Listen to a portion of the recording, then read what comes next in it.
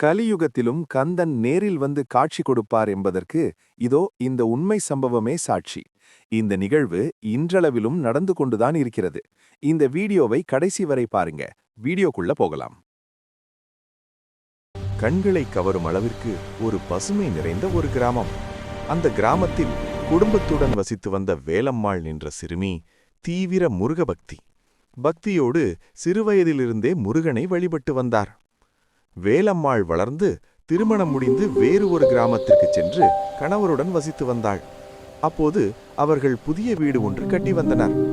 வேலம்மாள் கட்டிய வீட்டை பார்ப்பதற்காக ஒரு மாலை பொழுதில் சென்றபோது கணவர், "நீ இங்கே இரு, நான் வந்து விடுகிறேன்" என்று சொல்லிவிட்டு பக்கத்தில் கடைக்கு சென்றபோது தனியாக இருந்த வேலம்மாளிடம் ஒரு சிறுவன் வந்து, "இங்கே தனியாக என்ன செய்து கொண்டிருக்கிறாய்?" என்று கேட்டுள்ளார்.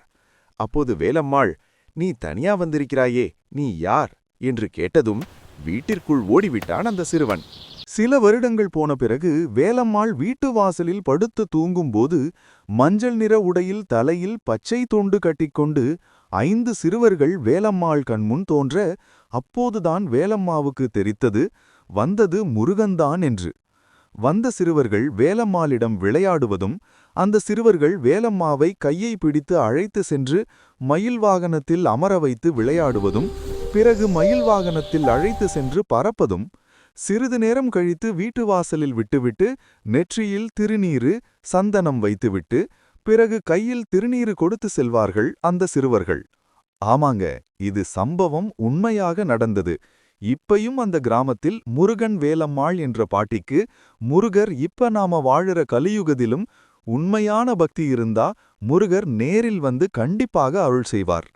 அந்த கிராமம் எடப்பாடி மாவட்டம், பூலாம்பட்டி, காட்டூர் கிராமம்.